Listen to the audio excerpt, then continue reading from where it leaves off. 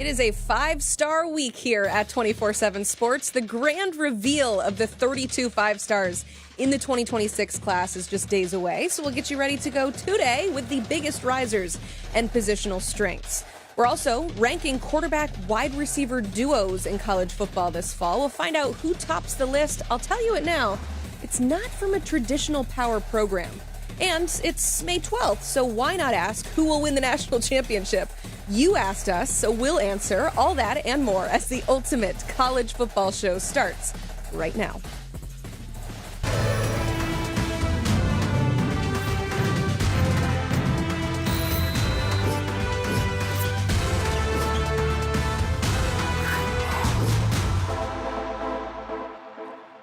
Welcome into the Ultimate College Football Show. He is Smoke Dixon, former Power Conference General Manager. I am Emily Proud, and I will tell you, we got a lot of guests on today's show, which means it is locked and loaded. What are you most looking forward to today? You know, they say we're unveiling some really, really good five-star prospects. They said that offensive tackle position is locked and loaded. And as general manager, whenever I heard about offensive line, I perked up in my seat because next to the quarterback on offense, that's the position of need. And this is where you find them, too, Absolutely. the high school ranks. We talk about it all the time. You can't find those guys in the portal, so grab them now in the 2026 class. We'll give you a preview of the five-star reveal in just a bit, but let's start things off with the opening kick. There is growing support for a 16-team expanded college football playoff. Per Yahoo Sports, the 4 Power Conference commissioners held an in-person meeting in New York late last week to discuss several issues, including the future playoff format. So here's how it would break down. We've got 4 SEC bids, 4 Big Ten bids, 2 ACC, 2 Big 12, 1 group of 6, and 3 at-large teams. It would also involve some play-in games potentially between the Big Ten and SEC teams. Smoke, when you hear the word expansion, where does your mind go? Devaluing of the regular season games. And that, what separated college football from everything else was every game counted for something. And now you're looking at rivalry games. Does that count anymore? Not really. Conference championships. We're just playing for the top 4 spots. So irregardless of how we're doing all year and how we look at rivals, and once we looked at conference champions and saying, you know what, I can't wait to represent my conference. You're like, I just got to get in the top 4. And load management. We're all going to start talking about kids wanting to sit out, but it's going to start with coaches. Because if I'm one of the coaches that are in position, one of the teams in position of finishing in the top 2, and I know the worst I can get is 4th, I'm like, hey, listen, quarterback, we're not going to play against our rival team. Running back, sit out in the conference championship. Tackle, I got 2 more of those guys. Yeah, sit out. So you're not giving the fans anything to look forward to. And all those coaches that's getting bonuses just to get in the playoffs, check, ring, and they're feeling real good about themselves. So you're in favor of expansion, yeah? I'm in favor of making no, football clearly interesting. Not. Yeah, we don't want to devalue the regular season, and that's the fear. Let's start competing. Yeah. We always want to put competition and competing on the players. Yeah. But ADs, presidents, coaches, let's start competing. Let's bring back the days of wanting to go undefeated. And if you lost one game, you're like, dang it, we might not get in. But you can lose 2, 3, and still kind of sneak your way on in there because you get 4 to get in. Yeah. Real fun. Yeah, and as a reminder, too, the SEC and the Big Ten are the ones that will predominantly be making this decision. So if you see things sway a little bit more in favor of those conferences, that is why. Switching gears here, though, it is commitment season, which is one of our favorite seasons on the calendar. And we had a recent commitment happen earlier today from 4-star corner Jordan Thomas. He's one of the top players in New Jersey, committing to Ohio State. Earlier this afternoon, he picked the Buckeyes over Michigan, Notre Dame, Texas A&M, among many others. To talk about this commitment and a lot of other things we got to get to, including this 5-star reveal coming up later this week. Let's welcome on some guests. We've got Andrew Ivins and Tom Loy. And guys, let's start, Andrew, just real quick with Jordan Thomas before we get into some more players in this 2026 class. What does he add to the Buckeyes secondary? Some physicality. I think this kid's kind of tailor-made for what the Buckeyes want to do in the secondary on defense. I think he's going to give them some alignment flexibility. Spent much of his junior year on the outside. I kind of like him in a boundary role. Could see him in the nickel. I could also see him settling in at safety. And you think about Ohio State, man, the track record they have with these Garden State defensive backs, it's pretty dang good, right? Jordan Fuller, Eli Apple, Noah Igbenogson, who came up big down the stretch this past season for Ohio State. Jordan Thomas, a guy we like a lot, and really Ohio State, what they are doing with the defensive backs. Devin Sanchez, the 5-star last cycle, Blaine Bradford, Simeon Caldwell this cycle. They're also in it for Braylon Womack. They're just reloading. We always talk about the wide receivers there in Columbus, but hey, I got some DBs to cover those guys in practice. Yeah, it feels like one of those things that you kind of just point to the scoreboard when you're talking about cornerbacks at Ohio State. Just, hey, look at what we did with this guy. We can do the same thing for you. So exciting day for him, Jordan Thomas committing to Ohio State, but it's an exciting week for us here. We are unveiling the 32 5-stars on Wednesday. So before we get there, let's talk about this class as a whole. And Andrew, I'll start with you here because I know one of your favorite subjects to talk about is reclassifications and do they work and how we handle them. So just internally when we're going to rank some of these players who reclass, because there's quite a few in this 2026 group, how do we handle that?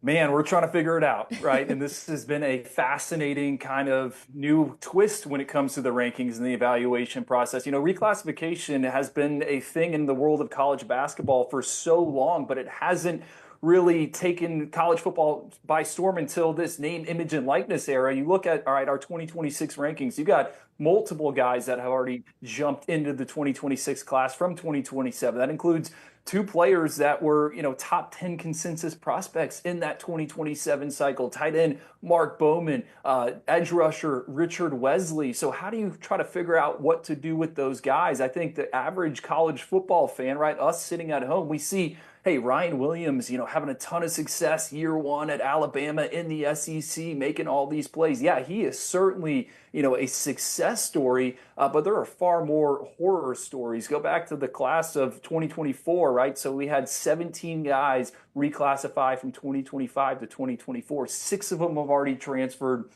And I went and I counted before the show. I think only 2 of them, in addition to Ryan Williams, you pencil in as a starter in 2025. So you're losing that year of development on the field. Now, that being said, hey, Mark Bowman, he's played 20 games in the Trinity League. You turn on the tape and you think, hey, this is a special tight end prospect. A lot of mouths to feed in that matter day offense, but he can catch the ball out of the backfield. And I think where Mark Bowman really stands out as a blocker, a move blocker, inline blocker, reminds me a little bit of Mason Taylor, who was at LSU, obviously went in the 2nd round of the NFL draft. Kind of the same thing with Richard Wesley, 20 varsity games under his belt. The flashes are there on tape. You can get excited about what he could be at some point down the line, but with reclassification, you never really know because these guys have to physically be ready, and not everyone is Ryan Williams.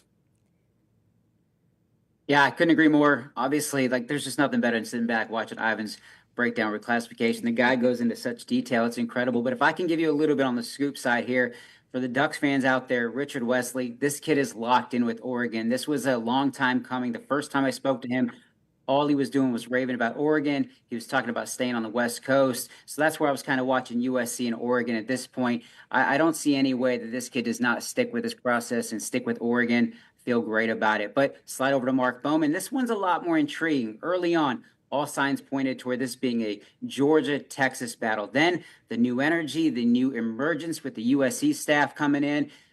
Trojans are absolutely in play. Keep an eye on Alabama, keep an eye on Oregon as well. But for me, I think that Georgia is actually one trending up again for him. Brock Bowers was the early comp. Everybody talked about it. And then I think Texas, the school that he grew up loving, the Longhorns started surging in his process. Right now, no longer do I think this is a slam dunk for Texas or USC. I think Georgia is back in play as a big-time contender for the elite tight end out of California. Drew, speaking of Richard Wesley, he committed to Oregon over the weekend. Just describe how he fits into that Oregon defense. Yeah, Smoke, you see the video where he's jumping in the pool with Dan Lanning there at some hotel. I'm assuming that was in Eugene. I said it on the 105 this morning. Richard Wesley reminds me of LT Overton, former 5-star defensive lineman that reclassified, started off at Texas A&M, now at Alabama. Took him a while to kind of find his bearings, but you look at the 2026 mock drafts, this is a kid that has his name in the first round in a lot of different places. Richard Wesley, to me, more more power than sizzle right now on the tape. And he's a guy that's just under 6'5", 265 pounds. He's going to fill into his body very, very dense. I think he needs to kind of progress his game plan as a rusher. I would like to see him finish more plays, but the flashes are there. I think for Oregon, Dan Lanning, this is a statement for them, right? Dan Lanning, he was building an SEC program out there on the West Coast, but you look up, right? USC, new GM Chad Bowden, they're sitting number 1 in the rankings, and they're getting everyone from California. So Dan Lanning goes against Richard Wesley, a guy that I think you can play up and down the line of scrimmage, a guy from Los Angeles. This is a statement for the Ducks, and he's a guy that I think could be an impact player there in the Big Ten.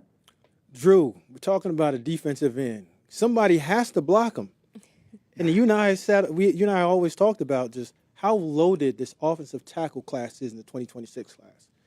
Why are they so difficult to stack those guys? Difficult position to kind of stack here when we talk about the class of 2026. And the reason is, man, you take 5 different analysts and you give them, hey, the top of the board, you're going to get 5 different orders. And it really comes down to how you see players. Felix Ojo, Kenye Pepe. I think these guys have a chance to be a left tackle not only on Saturdays but Sundays, franchise corner protectors. Then you have Jackson Cantwell, someone that has been in the media spotlight, someone that's coming off the board on Tuesday. I know Tom Lowy's going to talk about that. He's got nuclear track and field throwing metrics. His parents were Olympians. I think he's more of a right tackle and potentially an interior guy. What's unique about those three, we all got them in an all-star setting back in December, back in January at the Navy All-American Bowl, at the Under Armour All-America game. So, it really comes down to your flavor. 2 more names in there. Manny Iheanacho kind of reminds me from a body type wise of Evan Neal, who was at Alabama. I mean, he is a mammoth of a human, really flexible for his size, someone I'm sure you're familiar with. And then I got to give a shout out to Tennessee commit Gabe Osenda. They call him Big Squish. He's a guy that continues to kind of have our hearts in the scouting department. Originally from Canada, a late addition to the All-American Bowl. He was excellent there. Saw him at the All-22 in Nashville. Really, really impressed with his workout. Cooper Patagna says it all the time. Gabe Osenda, part of that 9 Lives Club. He's going to have 9 different chances to figure it out. Look, Ivan's brought up Emmanuel Iheanacho. We're kind of looking more at tackles. This guy could be a guard tackle. I don't know what he's going to play at the next level. Keep an eye on Oregon. I think the Ducks are trending in the right direction, along with Maryland. But a couple tackles, surefire tackles. We got Felix Ojo, one of the best in the country. I think Texas has long been considered one of the biggest potential landing spots for him. I like the Longhorns slightly ahead of Oklahoma, Ohio State. Don't sleep on Michigan, too. I think they got a better shot than most people expect. Kenye Pepe committed to USC recently over Miami. There was a lot of buzz about the Hurricanes, but I fully expect the kid who's originally from California, who's playing at IMG Academy, to return to California. I expect him to stick with the Trojans. Jackson Cantwell decision coming up this week. Early on, the buzz was about Nebraska and Missouri, and they're not really even in it down the stretch unless we're being completely misled. We're watching Georgia, Oregon, and Miami right now. I like the Bulldogs. I think they're going to get this one done. But again, we are in May. It is a long time until December. We'll see how that one plays out. And Ivan's brought up Big Squish. Gabe Osenda completely locked in with Tennessee. But I do want to say he's still talking to Georgia. They're the biggest threat to potentially flip him down the stretch. All right, let's talk receivers. If you'll remember back in 2024, I'm going to call it the year of the wide receiver because led by Jeremiah Smith. 2025, tough to live up to, not as prolific. So, Ivans, what about 26? Yeah, I mean, 2025, you go back to last year, I think DeCorian Moore is the only kind of consensus 5-star player for our group. Now, some other pass catchers finished inside the top 32, but, not really a ton of guys we were sold on and completely convicted on. That's not the case here in 2026. Tristan Keys, already a 5-star prospect, committed to LSU for us. He's kind of an LSU wide receiver from a few years ago when they were lighting up the scoreboards, when they were winning national titles. The comp for us is CeeDee Lamb, and I know a lot of people are probably going to roll their eyes. Okay, CeeDee Lamb, one of the best to do it right now on Sundays, but the ball skills are very similar. And Tristan Keys, he's a dynamic mover. Every time we see him, he wants to compete in best-on-best settings. We love him. I also love Cedarian Morgan out of the state of Alabama. This is a kid that we put in our top 32 when he had 4 scholarship offers. One of them was from Alabama State. We saw the tape, fell in love with the size-speed combination. This past season, 60 catches, 1,100 yards, 14 touchdowns. Double-double on the hardwood for a team that made the Sweet 16. We love basketball with the pass catchers. And then this past weekend at the track and fields there in Alabama, 6'8" in the high jump for a kid who's pushing 225 pounds, 21.75 in the 200. I think this guy's a cheat code.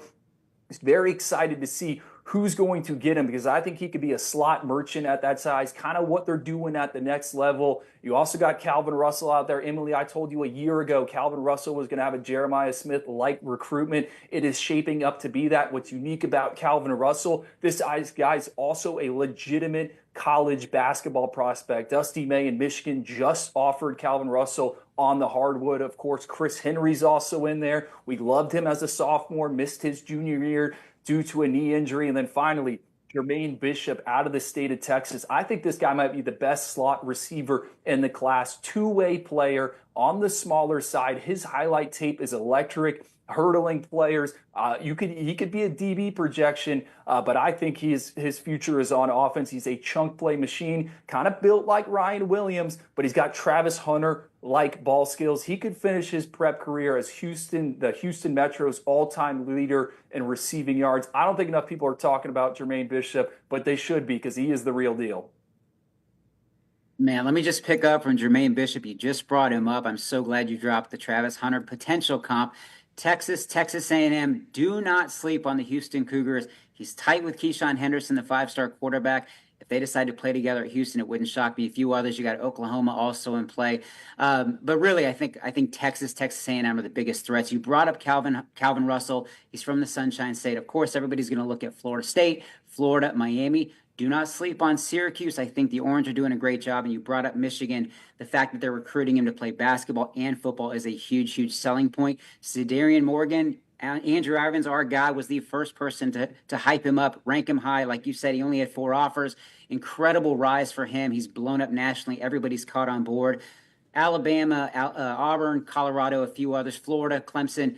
Do not be surprised if he commits right here on the 24/7 Sports YouTube channel on July 2nd. We're in talks. We're going to get that one done. My crystal ball is on Alabama. I like the Crimson Tide to keep him home. And last but certainly not least, Tristan Keys, elite talent, committed to LSU. Kind of in a shocking twist when you're looking at the timeline, the fact that he wanted to take all these visits. He wanted to take his time. Ole Miss, don't be surprised if they make a last-ditch effort to keep him home. A&M, Tennessee, Auburn, Alabama also in play. Again, I said this about Jackson Cantwell. For Tristan Keys, it's a very long time until he really puts pen to paper in December. Drew, on the spring recruiting circle, we always have that one guy that's always working out and just crushing it during the spring. Who's that one prospect that's been the most impressive this whole spring cycle? Yeah, Smoke, a lot of time on the UC report, late nights, right? You know, you're sitting there and it's kind of the same thing over and over. I'm eating ice cream to kind of stay awake. And then you get to Lamar Brown, you're like, whoa, who is this dude? Lamar Brown is someone we've yanged in the rankings. We've listed him as a defensive lineman. We've listed him as an offensive lineman. We're moving back to D-line, but honestly, he could be a 285-pound athlete. I think this guy has round one potential, like Sunday round one potential as a defensive lineman and as an offensive lineman. And what's funny, I was talking to an SEC defensive coordinator last week about Lamar Brown. I kind of just wanted to get that character check, okay? Am I seeing this right? Like, is this dude wired the right way? And they said, absolutely. Here's the thing. Our staff thinks he could be a first-rounder on offense and a first-rounder on defense. So I'm not the only one that sees it that way with Lamar Brown. He was excellent at the Under Armour camp there in New Orleans. Billy Tucker, those guys, they returned to the boot. So glad that they did. Hopefully they make that a stop every year. Came in just under 6'5", 285 pounds, 4.84 in the 40-yard dash, 4.54 in the short shuttle. He is a dude. Get familiar with the name Lamar Brown. I'm going to keep this one very simple on the scoop side. It is A&M versus LSU. I'm not completely ruling out Miami. The Canes are very much in play, but he's named the Aggies as leader at one point. He's named the Tigers as leader at one point. I think when come decision time, there's going to be hats on the table. You can bet that A&M and LSU will be right there. All right, so Wednesday will be all about the 5 stars, but we know Ivins and the rest of the scouting team's been eating plenty of ice cream and looking at plenty of prospects. So who is maybe a bigger riser that's not necessarily a 5-star? Carter Gooden. This is a kid that we came across kind of audited up in the Northeast. He's originally from Canada. He is a four-sport athlete, right? You follow 24/7 Sports, you follow the 105, you know these multi-sport profiles, just under 6'5", 260 pounds. He is a big-time mover right there in the trenches. Love this, the upside on him, the measurements we have, extremely large features. His recruitment is starting to take off, and I know Tom's going to talk about it, but a natural knee bender, he can find leverage. Reminds me a lot of Anthony Smith at Minnesota. You're looking for a sleeper to go in the first round of the 2026 NFL draft. It is Anthony Smith. Very similar players. These guys are in right now. People that can make an impact every single snap in the middle. So Carter Gooden, certainly someone that has, not only kind of risen in our eyes, but I think a lot of schools around the country have also turned up the heat on him. There's a lot of East Coast schools in play right now. You're looking at BC, Syracuse, Penn State, Rutgers, a couple also like Michigan State. The one out west that's kind of been surging is UCLA. So I'm expecting Gooden to take official visits to all of these schools, really take his time with this process. But we all know when Andrew Ivins puts that stamp on kids, it wouldn't shock me if this kid ends up blowing up nationally in terms of racking up 15 to 20 offers over the next couple months, 15 to 20 more offers in the next couple months. So I think the more patient that Carter Gooden is, I think that he's going to see a lot more opportunities come his way. I love it. This is just a small preview of what we'll bring to you on Wednesday. Guys, thank you so much. You will get the scoop from Tom Loy and the scout from Andrew Ivins and Hudson Standish this Wednesday for our 5-star reveal show. It's coming your way at noon Eastern. We'll go one by one, introduce you to the 32 new 5-stars in this class. We'll give you some analysis on the player and, of course, intel on his recruitment so you can find out if you might land this prospect. So tune in Wednesday at noon Eastern. Hey, Wednesday's a pretty big day because we'll also bring you a live commitment later that afternoon. We've got Gavin Mueller, 3-star tight end, is set to make his decision. It'll come down to Notre Dame, LSU, Wisconsin, and Colorado. You can see his choice live at 4:30 Eastern again on Wednesday. While we're at it, if you have any ultimate burning questions, now is the time to ask. You can drop them below in the YouTube chat. Also, while you're there, go hit that like button, help us out. And another reason to hit that like button is because of the guest that I get to bring on right now. You know him, you love him. Brad Crawford here joining the show. We're going to talk about some quarterbacks and wide receiver duos in just a little bit. But while we're on the topic of ultimate burning questions, our friend Clint Brewster asked one on X today. And so I'm just going to go ahead and start with this. He is a prospect evaluator, so we love when he's evaluating a bunch of prospects and then just drops one of these bombs and everybody loves to respond. So this is his order. He's asking which quarterbacks make the biggest leap in 2025. You've had a chance to kind of see some of the guys that he has mentioned there. I'll start with you, Brad. What do you think of this list? Where do you agree, disagree? What do you think? Yeah, Dylan Rayola is number 5 on Clint's list. And while I respect Clint's opinion as a former college quarterback, I'm going Dylan Rayola, Nebraska's quarterback, at number 1 as my most improved player at that position in 2025. I'll give you 3 reasons why. He changed his body this offseason. He dropped some weight. He's going to be more of a run threat this season, at least escapability-wise, that he did not have as a true freshman. Number 2, there's a new OC in town for the Huskers, Dana Holgorsen. You might have heard of him.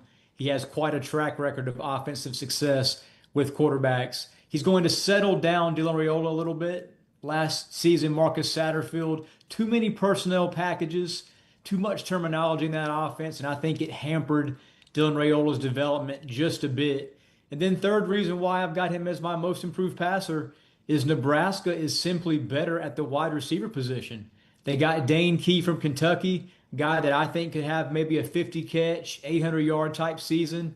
You've got Neziah Hunter from Cal, another portal signing. He averaged 15 yards a catch as a true freshman last fall for the Bears. So Nebraska's better at receiver. They've got a more seasoned play caller in Dana Holgorsen, and Dylan Rayola is going to look the part body-wise in 2025.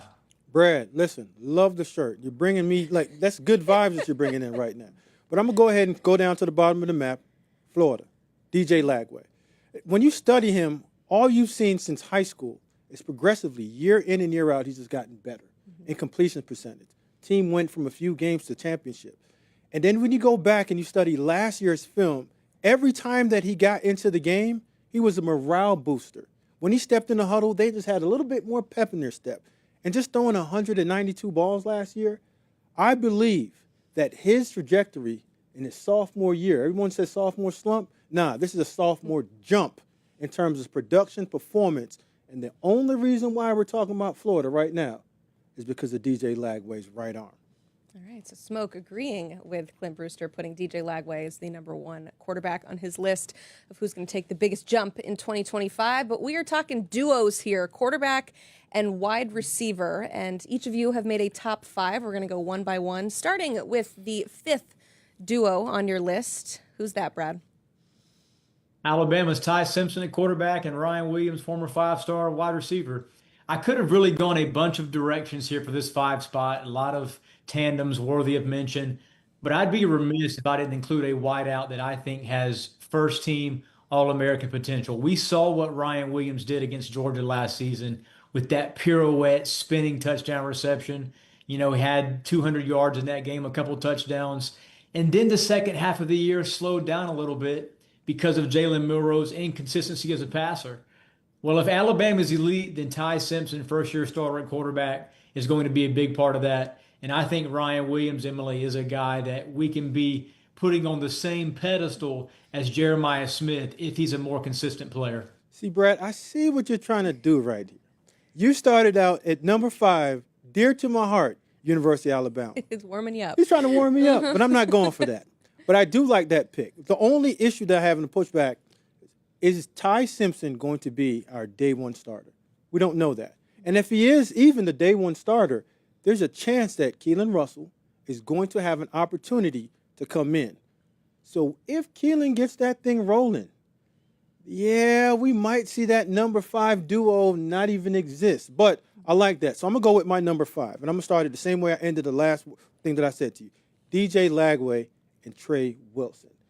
Just the impact of both of those players when they are together and healthy, puts Florida at the level of 8 wins. When we looked at Florida last year, we said, oh, my God, can they even get 4 out of this?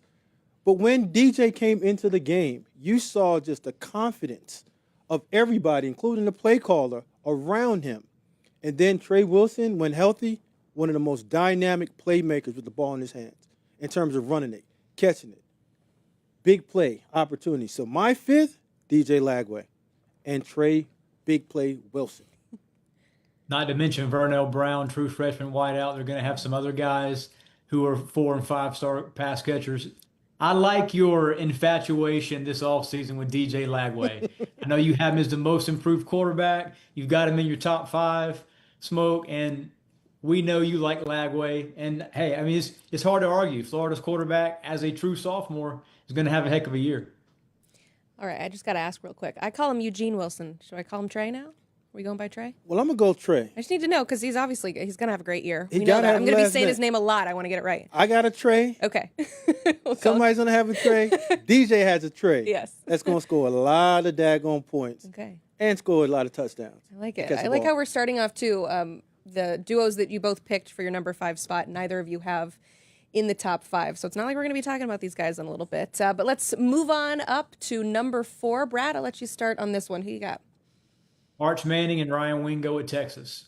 At some point of this conversation, it's going to come down to quarterback play. And Arch Manning is the Heisman frontrunner for a reason. I know we didn't see him a ton last fall, had a couple of starts and, relief of Quinn Ewers with that shoulder situation. But his go-to target, Matthew Golden, is off to the NFL. Isaiah Bond didn't get drafted where he thought he would, but he's gone too. So Ryan Wingo, former 5-star receiver, I think is going to have a 1,000-yard season. And Texas needs him to be a true wide receiver 1 for that offense. The SEC has a ton of elite pass catchers. Ryan Wingo is next in line with Arch Manning throwing him the football. Yeah, Brad, you know what? I got them on my list too. Just a little bit one level up. So we're close on this. But my number 4 duo, Garrett Nussmeier, Nick Anderson. Garrett, I believe, is the best quarterback right now, game ready, NFL ready in the SEC. And Nick Anderson, when healthy, you see catch radius, big play, all the way down the field, red zone target, and just that number 1 receiver that Garrett Nussmeier is going to need in the SEC in crunch time. And when you get into November and December and you need somebody in the red zone, Anderson's going to be open all day with that 6'4" frame, throw the ball up, he's going to go up and rebound it. And you're going to see maybe Biletnikoff in Ooh. Heisman-type candidacy. Ooh. Just throwing it out there. Hey, speaking of Garrett Nussmeier, he's on my list at number 3, but I've picked a different wide receiver for LSU, not Nick Anderson, Berrien Brown, the transfer from Kentucky, and he can run, man. He is a blazer at wide receiver. I spoke to an SEC coach a couple of weeks ago. He thinks that Berrien Brown is going to be the most impactful transfer in the SEC, regardless of position. You know, he's a guy that has shined a little bit at Kentucky, mainly on special teams. But have you seen Berrien Brown this spring? I mean, he's been smiling ear to ear every interview because now he has an NFL level quarterback throwing him the football. So I like Garrett Nussmeier and Berrien Brown. Obviously, Smoke, this means you as Nick Anderson, LSU's wideout core, man, is pretty filthy. Can't Listen, pick, yeah. I'll be smiling too if I had Nick Anderson across with me as the Yeah. number one option. But hey, listen, that's okay. I'm gonna go to my number 3 option. You said it earlier as your number 4, Arch and Ryan Wingo. I just think Arch is in a groove right now. He's an ultimate cheat code when you talk about player that's gotten from his uncles, grandpa, and has sat down and learned how to play the quarterback position from one of the better play callers in the world. And then when you have Ryan Wingo, we saw in instances that he was a big play guy.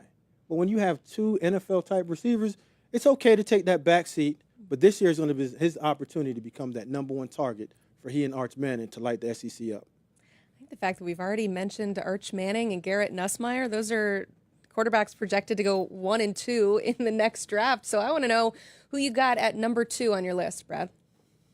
A quarterback who has not started a game yet, but he plays for the defending national champions. Julian Sain and Jeremiah Smith. This is more wide receiver heavy than quarterback, obviously, given Sain's lack of playing time, but he's a former 5-star for a reason. Nick Saban kind of modeled his 2024 signing class around Sain before he left for the Buckeyes. And we've already seen what Jeremiah Smith can do. I mean, I saw him up close a couple of times last fall, Rose Bowl, and then Atlanta against Notre Dame. And I was just blown away by his abilities, how he looks. I mean, standing next to him, he's like wide receiver 1 right now in the NFL, and he's only a sophomore in the Big Ten. So Jeremiah Smith, top returning player in college football. And if this was Will Howard, I would have this combo number 1. Julian Sain, we still got to see a little bit from him, but I'm confident that the former Bama signee is going to have a terrific year for the Buckeyes. Brad, I saw a lot of practice film in there. You sure this guy's going to be QB1? A lot of scrimmages. A Yeah. lot of scrimmages linked. But you know what? When you have Jeremiah Smith, the cheat code himself, I think he's 100 on the college football rating.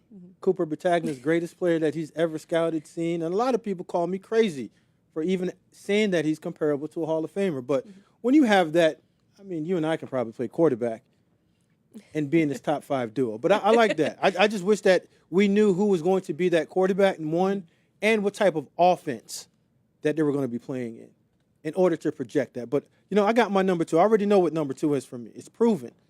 You might not like this. Cade Klubnik and Antonio Williams. Listen, Cade put up monster numbers last year. This is year 3 with him in the same coordinator.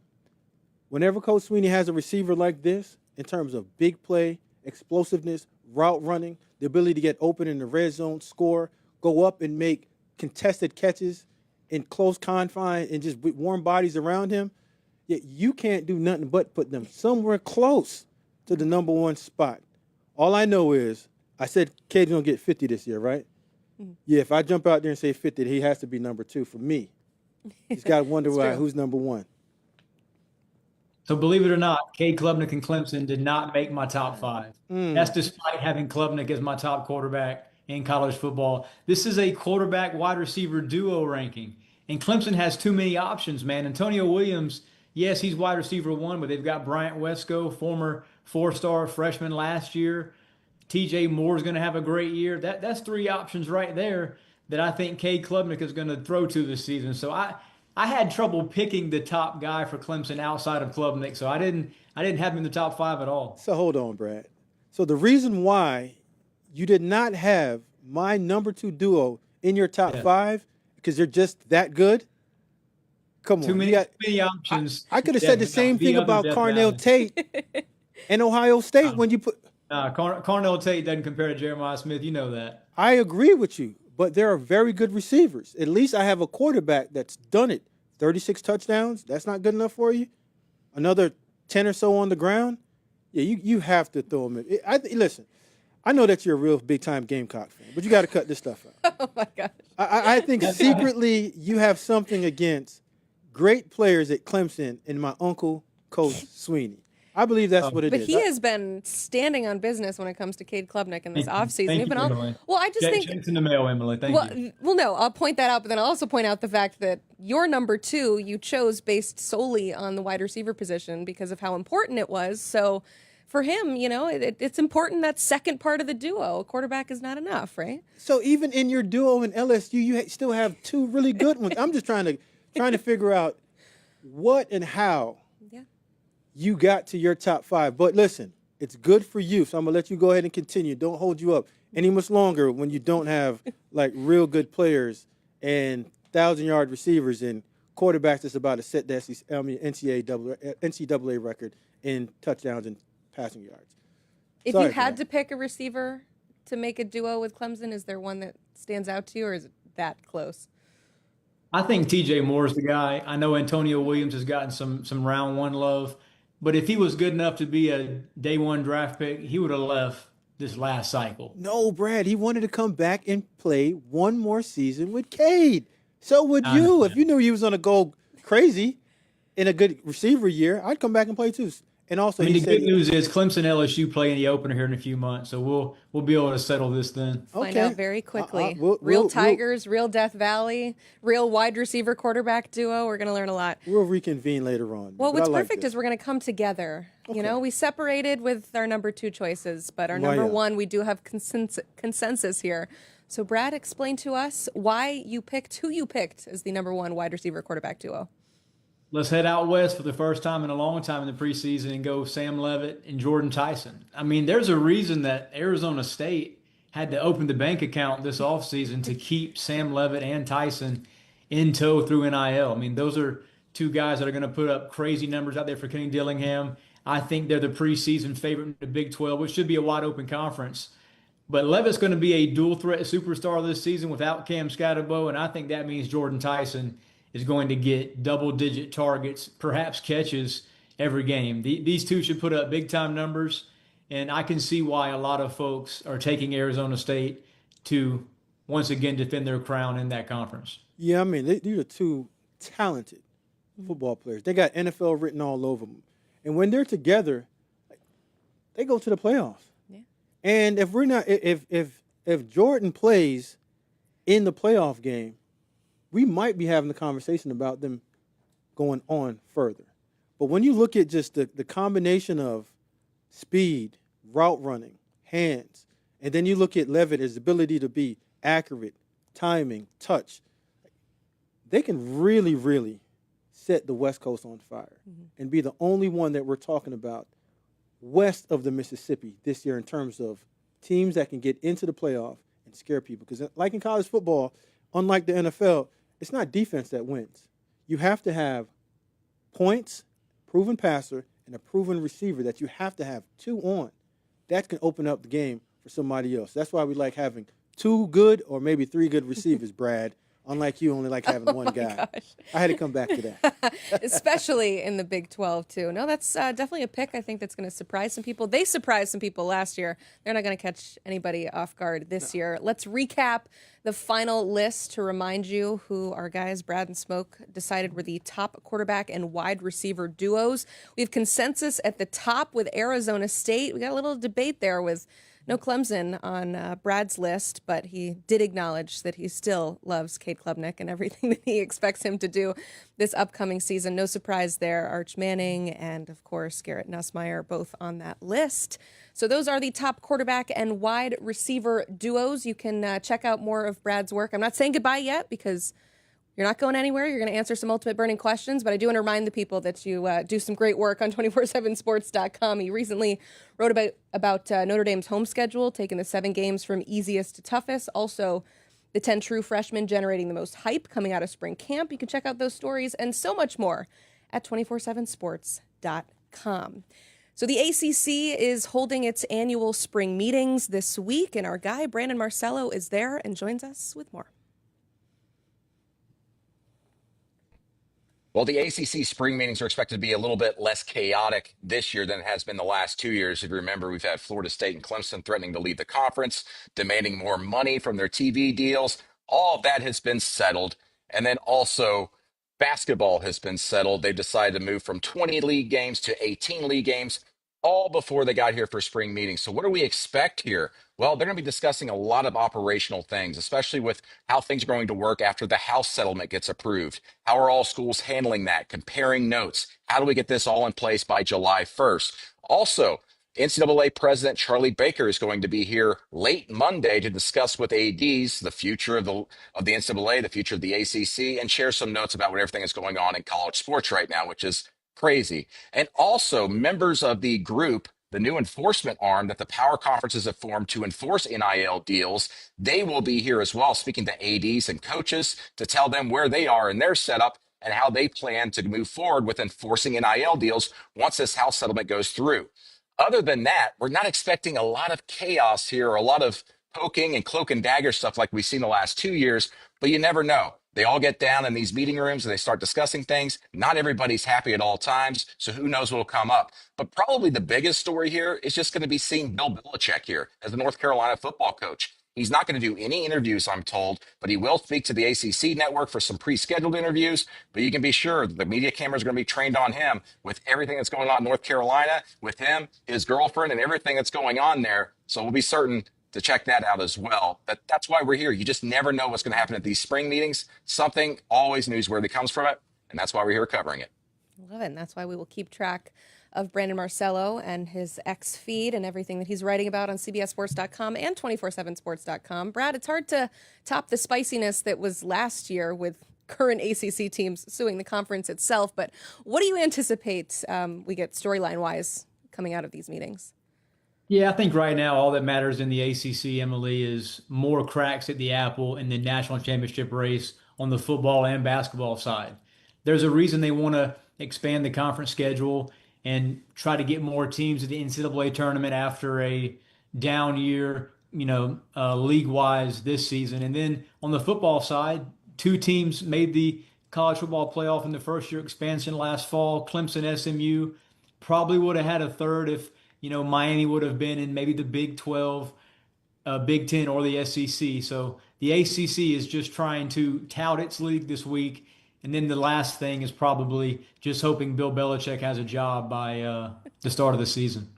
Yeah, you know what, Brad? With all that said, it sounds good. Everyone wanted to keep his real business, but at the end of the day, everyone wants to see, is Bill going to show up with a hole in his shirt, and is his girlfriend going to be on his arm, and what's going to be said with that? Because that's what we're talking about. Because it's less about players. It's in the courtrooms. It's a lot of settlement that we haven't figured out. And the most interesting thing right now is Bill Belichick in the SEC. So, yeah, it's funny that you both kind of mentioned that, as we have a question from Aaron Grisham in the chat. Do you think Bill Belichick will be the head coach for North Carolina week 1? The fact that somebody's asking that question, Brad, I'll let you take it. Well, June 1st is the big date here. I think his buyout is $1 million if he's let go before June 1st. After that, the UNC's on the hook for a heck of a lot of money in Chapel Hill for Bill Belichick. I do think he'll be the head coach. I think a lot of this off-season nonsense involving his girlfriend is going to be over by the time fall camp begins. Now, that said, 3 weeks in college football, as y'all know, is an eternity, and a lot can change by the end of the month. But I do think we'll see Bill Belichick in his familiar hoodie against TCU during Labor Day weekend. Yeah, I think he sticks around at least for the season. I don't see a way that he leaves his post. Because this is just going to put a big taint on his career. You get fired from the NFL or whatever they call it. Tom leaves, you leave, and you end up in North Carolina. To not be able to coach a single game in college football, yeah, we'd be talking about not the Super Bowl wins, like what happened in his post-NFL career. He makes it, and I think he'll be perfectly fine. Yeah, none of it would have to do with actual coaching or on the field. Correct. It would all just be this chaos that's been happening in the spotlight, which is so not Bill Belichick. And really, is it chaos or is this unexpected behavior from the robot himself? Both, yes, yeah. Like the guy that's always Mr. Amanda Cincinnati is the correct. It's so weird to see all of this, but if it was another coach, we'd be like, yeah, okay, it's just a coach and whatever he has going on. But the fact that we never expected this coming out of Belichick, doing yoga on a beach. Outside of sitting in front of the tamest storyline. That's the one that you picked. Sitting there getting yelled at to not answer questions. I mean, I think it's just more unexpected behavior than anything, and this is not the norm, and this is not what North Carolina signed up for when Mac Brown stepped down.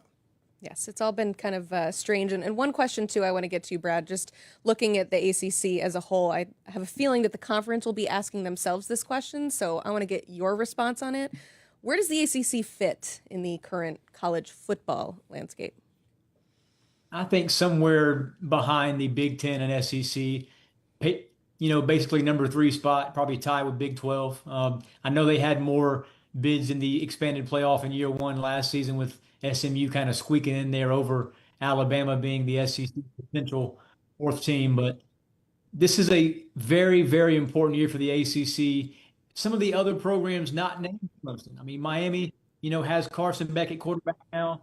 Can Mario Cristobal get to the playoff for the first time? That's a question that everybody's asking this summer around this time. And then Florida State, after last year's face plant, and then what happened 2 years ago when they were unbeaten and did not get voted in. This is a huge year for Mike Norvell, whether he's going to be on an extremely hot seat entering 2026. Yeah, the fact that we're not talking about the real good teams, Clemson, what Miami's done in the portal.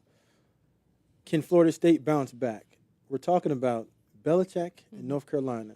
Tells you as much as we need to know about the true competition and the level of play in the ACC. Yeah, we've been talking about the ACC for about 6 or 7 minutes, and I've only heard 4 schools mentioned: Florida State, Clemson, North Carolina, and Miami. So that should say some things as well. But speaking of the ACC, I think we have a question regarding them and our ultimate burning questions you asked. Now I get to ask, and they'll answer. This one comes from X at LawsonUF.98. Thoughts on Josh Pate ranking Clemson as the number 1 team post-spring? I know a lot of people had some fun. Number 1 team, not in the ACC, in the country. What do you think? Pate got this one right. See, everyone got wants it right. Yeah, I think he got it right. I like it. Like, when you have such an offense that brings back basically your entire offensive line, we just sat and argued about who's the number 1 receiver, and we're arguing about who's really good and who's really good and who's really, really, really good. And maybe a top 5 quarterback, depending on somebody other than Brad that wants to put him in there, even though he put him in there as his guy. And then their defense. Yeah. This looks like when they beat my Bama team back in 2019 type of guys up front, and all 3 levels are good. So what other team in college football checks all the boxes at every single level?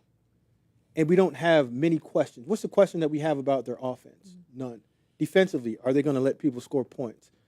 And they have a CEO that's done it before called Dabo Swinney. And I know that Coach Swinney is somewhere sitting, happy, smiling at the rest of us, saying, all you guys told me to sit out and just watch this NIL thing unfold and transfer portal. I've done it my way, and we're back in the conversation, potentially winning the Natty. Yeah, it's funny how things have changed one offseason to the next. We were talking this time last year that, has the game passed Dabo by. Now all of a sudden he's one of the front runners to win his 3rd national title. I actually agree with Josh Pate's number 1 ranking in Clemson as well. I did not have Clemson in my preseason top 3. I have number 4, but I mean, I'm okay with this. You're talking about 30% of the defense is going to be a 1st-round pick. Peter Woods at D tackle, T.J. Parker at edge, Avian Terrell at cornerback, and you've got former 5-star linebacker Sammy Brown, who is going to be a menace in Tom Allen's unit. So we talk a lot about the offensive side of the ball. The defense is equally talented for Clemson. This could be one of Dabo Swinney's best teams. And you're right, being a Gamecock, that's a little scary. Oh, he admitted it. Okay. He admitted it. Thank you.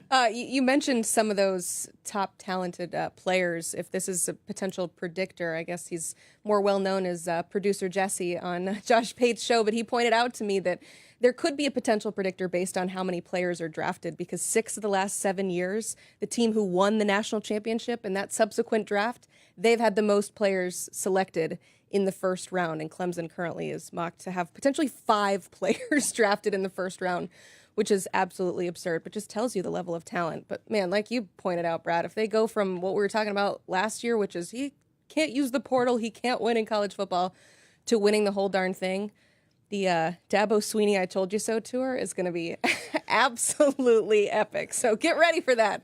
All right, we got another ultimate burning question that you submitted here via X at SilverSpoon95. What team is best equipped to handle the current NIL era? Brad, I'll let you take this one. I'm going Ohio State. I mean, they had the most expensive payroll last season, and that was a few months after, rumors had spread nationally that maybe Ohio State didn't have the NIL money that a lot of other blue bloods did. Well, they went out and proved it, won it all. They raced through the first year of the expanded playoff, and they were able to retain a bunch of talent this season. I don't think Jeremiah Smith was going to leave, but he's the highest paid player in the country at his position. Carnell Tate got a new deal. He was a guy that maybe looked elsewhere, and that wasn't going to happen either. And they were able to retain a bunch of their quarterbacks on roster behind Julian Sayin, who I expect to start. So Ohio State's a team that I think is going to handle this well the next 3 to 5 years. And Ryan Day essentially now has a lifetime deal, because if you can lose to Michigan every year but still win now championship, you're going to be the coach at Ohio State for a while. Man, it proves to have a bunch of cash. But I'm going to go down to Texas. And I just think that at all three levels, they have a firm understanding of how to really handle this entire era. You have a head coach that understands how to delegate personnel to Brandon Harris, who's done a flawless job of just completing that roster from top to bottom, handling the portal well, still recruiting really, really high levels at their high school level. But then you have all resources. This is Texas money. I know Ohio State has money, but I've never heard oil money or cattle money running out. So when you talk about just resources and ability to get whatever they want, whenever they want, however they want, I think Texas, in a nutshell, has this entire era of NIL and transfer portal just wrapped up. And you never hear about these two teams complaining about playing players or ever running out of money. So I'm with you. You can't go wrong with either place, because anywhere you go there, everybody gets paid. No one complains. I mean, most of what I've heard in terms of complaints are these programs clapping back at people saying, look at how much money you spent. And they said, no, we didn't spend that much. So that's a good headline That's to have. typically when you're doing real good. Yeah. The haters will come out and start screaming at you and saying, how are you doing this? That's when you just wave back and say, hey, listen. Meanwhile, Alabama's asking for money this offseason. Yeah. Yeah, and if we don't remember, that's what Nick Saban did. Yeah. When he was sitting around talking about he's going to Texas and I might leave. It was just a little nudge, just like he always does. Yeah. At the boosters saying, hey, listen, I need more money in order to compete with Texas. Yeah, and we're seeing head coaches, too, also give their money as well. So you're not going to see that at Ohio State. Not Sark. Sark ain't coming up probably. off a dime. No, he doesn't need to. But what is funny, though, is when you said you're going to go down to Texas for your pick, I wasn't sure who you were going to go with, because there's oil money everywhere in that state. A&M hasn't gotten it right yet. Like they struggled with it. SMU's trying to figure it out. Yep. They got a ton of cash down there, but they haven't gotten to the level of Texas. I think Texas, just because of knowing how to handle their personnel, head coach giving that autonomy and power to the general manager, handle the roster, and the general manager understanding the value of players and having untapped resources to go out and structure his roster in the way that he wants to. Texas Tech has spent a little bit of cash in the offseason as well. They better win. That's what I'm saying. There's a lot of options in that state. All right, let's end on a fun question that should be very easy to answer, and you better get it right because it's 8 months in advance. On Instagram, at BentleyKelly28 asks, who's the national champion for the 25-26 season? We all kind of, with consensus, agreed that we liked picking Clemson as the number one team headed into this season. But Brad, do they win it all? No, the problem is you've got to be able to beat that competition week to week in the regular season. And Clemson's two toughest games are bookended by two SEC programs, LSU and South Carolina. So I'm sticking in that league, dethroning the Big Ten, and I'm going with Texas. They're my preseason number one. Clemson's obviously up there too, but I like Arch Manning a lot. And I think he's going to prove that all this offseason hype was warranted. We already mentioned Arch Manning, Ryan Wingo being one of Smoking Eye's top 5 quarterback wide receiver combos. But the bread's going to be buttered on defense. Colin Simmons, future top 10 pick. And you've got Anthony Hill Jr., future top 10 pick. Michael Taft's a guy at safety who is a rising star. So Texas has everything you want in a team that could win it all, and I think they will. Yeah, unlike you, Brad, I'm not going to be biased to my Bama guy, Dabo Swinney. Everyone knows that's big uncle for me. But you can't say that you love the quarterback, you love the receivers, You love the head. Nah, we don't know if you love the head coach, but you love the defense, and not pick Clemson as the national champs.